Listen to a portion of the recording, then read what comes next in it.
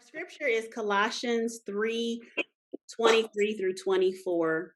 It says, whatever you do it from the heart as something done for the Lord and not for people, knowing that you will receive the reward of an inheritance from the Lord. You serve the Lord Christ. Our title is Be Like Noah. If you remember the Gatorade commercials and the ads back, I think when I looked it up, it said it was in 1992. And the Gatorade had the ads and the commercials that encouraged us to be like Mike. Well, if you don't remember that, the advertisers were talking about Michael Jordan and how great of a player he is. In addition to him being a great player, he was also a great man, a great father, and a role model. So, of course, they were trying to tell us that we should be like Mike. But who we really should be striving to be like is Noah. God had a purpose for Noah's life, but in order for this purpose to be fulfilled, Noah had to be willing. And that was the main thing. He had to be willing to do what God wanted him to do. And I know that you guys have all heard of Noah and his ark, but that story is so much deeper and it has so much more relevance to our daily lives. Let's talk about some background info that may or may not be familiar to you. Like I previously stated, we all know that Noah built an ark and he brought some animals with him, but why? Well, the reason why is that God was not pleased with the world after Adam and Eve ate the fruit in the Garden of Eden. So the world had begun this downward spiral and everything was like turned upside down. The whole world was in turmoil. People were killing one another. If you remember the story about Cain and Abel, the brothers who were fighting, and one killed the other one. They were marrying people that they had no business being with. And so when I read that part, it made me do a little bit more research and come to find out they thought that demons or demon possessed men were marrying human women. So obviously that's not a match that God put together. So everything, sin and violence was just running rampant during this time. Genesis 6 and 7, God decided that he was done with the foolishness that was going on, and he said he was going to wipe mankind out. Like, I'm going to throw them all away. We're going to start over. So Noah, he had been faithful. He had been faithful to God. He did his best to avoid sin. And so because of this, Noah had found favor with God, and he would be the one person who would not be included in this destruction that God was planning. God went on and he told Noah, he said, Noah, in 7 days, I'm going to flood the earth and kill every living thing on it in 7 days. So there's a debate whether or not the people of this time had seen rain before God did this flood. According to all the Bible scholars that I could find, it seems like before the flood, the vegetation, it thrived by the use of streams, and they called them mist of water, which seems to have not been a full-fledged rainstorm. It was just like what we would call like some sprinkles or some light showers. That's all that they had experienced up to this point. So while it's not necessarily true that the people of the earth had not seen rain before, they certainly had not seen it at this magnitude. God gave Noah when I say specific, I'm talking about super specific directions on how to build the ark. He gave Noah the dimensions of the ark. He gave him the materials he wanted him to make it with. He even told him where to put the door where they would go in and out. Now, if Noah was anything in any way similar to us, he may have had some doubts and some questions. Us today, we would have been wondering, especially as women, we would have been wondering, where's all this water coming from anyway? How are we going to keep all these animals alive? We would have been like, there isn't even any gopher wood in this area.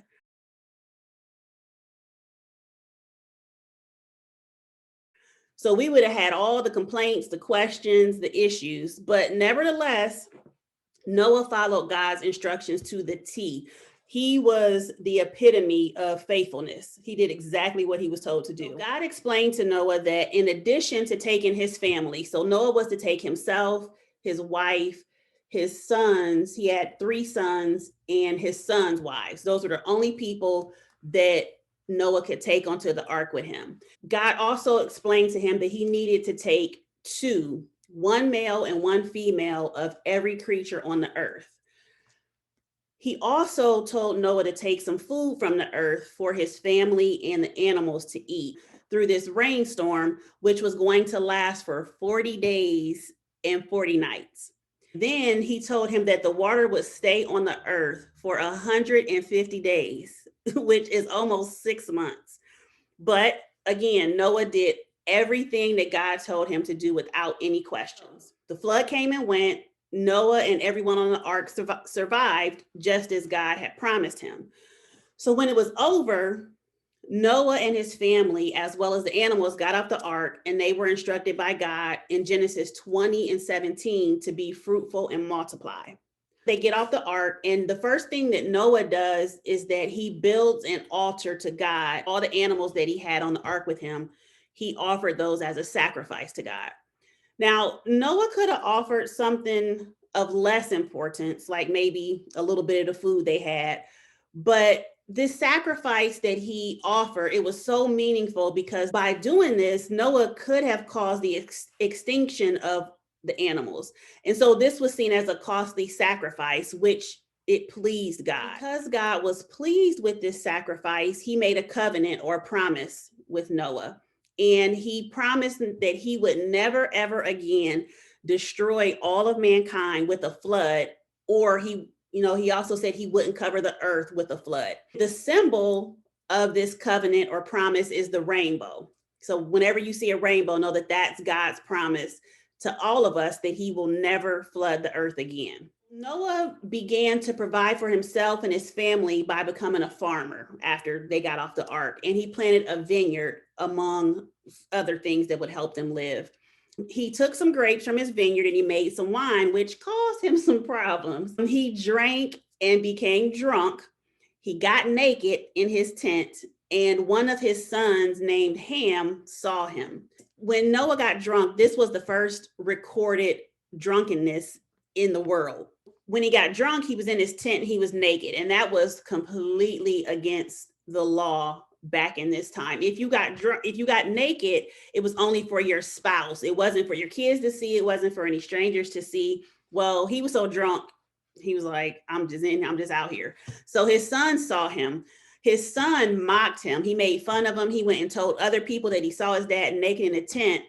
And because of that, God looked at that as a negative thing because he's mocking his father. And so because of this, God didn't punish Ham directly, but he cursed Ham's firstborn son, which was Canaan. For the most part, Noah was, he did his best to avoid sin. He tried to stay out the way, but after being on the ark and all that stuff, and he got to feeling himself, he made him some wine and got a little too drunk.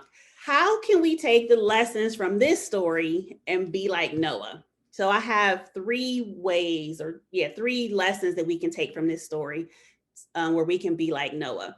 So number 1, when the rest of the world is going crazy, hold on to your integrity. Or just like when the world around Noah was sinning and completely going against God's word, Noah held fast and he avoided sin as much as he could. Now, he was far from perfect, like we just talked about his little drunk incident, but at the end of the day, he did remain righteous. He did the best that he could. Number 2, we need to worship God with sacrifice, and that sacrifice needs to be of things that matter to us.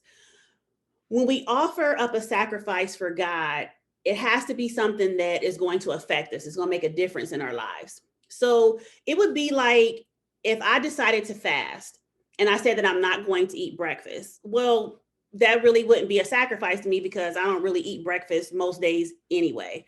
So, but what a true sacrifice for me would be to go without my phone for 24 hours. That would be something that would really affect me. Not eating breakfast, I can take that or leave it. So for Noah, for him to offer up all the animals he brought with him on the ark, that's a true example of a sacrifice and worship to God because it showed his faith in God.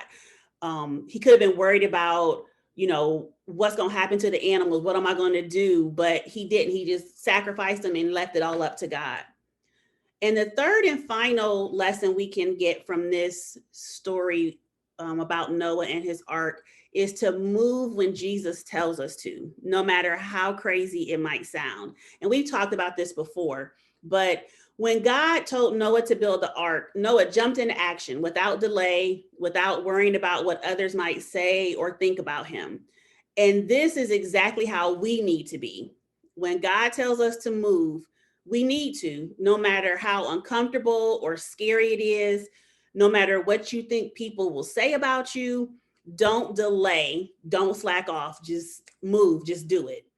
We have to be willing to be like Noah.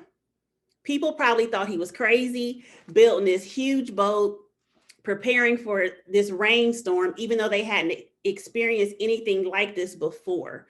And we have to be willing to be talked about, just like probably Noah was. Like, he is crazy. He's taking all this time to build this big old boat, and for what?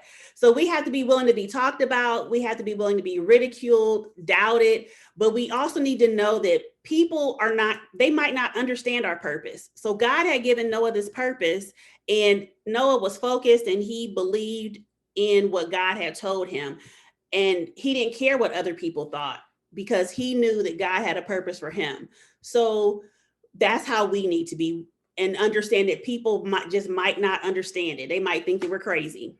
But to be who God called us to be, we need to be willing. We have to be faithful, just like Noah was.